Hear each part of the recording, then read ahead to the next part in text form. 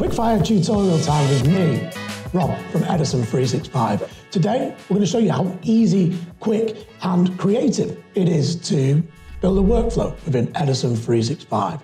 Workflows are everything that underpins the things that you're trying to do within the app. Think about your governance model, your stages, how that record and that information progresses through any life cycle that you want. Workflows underpin whatever you're trying to do. So whether that's a project, a business case, challenge, idea, whatever it is. But let's take a look in the app itself. So, homepage, admin, workflows, create. Now, let's pause there for a second. First thing you need to do, think of a funky name, a little bit of a description, so you know exactly what is going on. And you need to tell the workflow what type of workflow it is. Are you a business case workflow? Are you a project workflow? Are you an idea, challenge workflow, whatever that is? On this instance, we've just got business case and projects. So I'm going to use business case. Let's give it a name.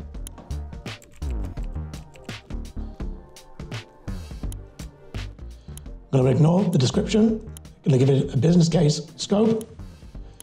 I'm going to have 1 stage, 2 stage, review stage, and then we're going to have a final stage here.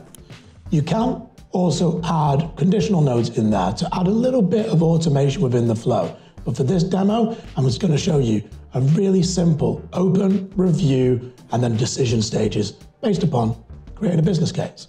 So all you need to do, just drag each of the nodes to where they need to be.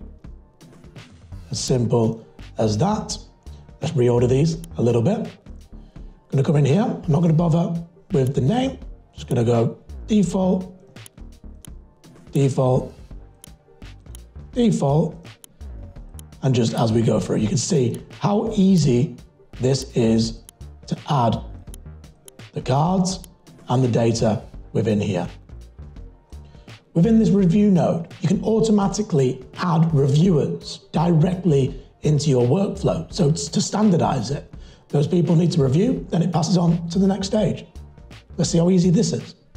So, come to review, and add my reviewers, tell the system how many approvals, how many reviews that you have within here.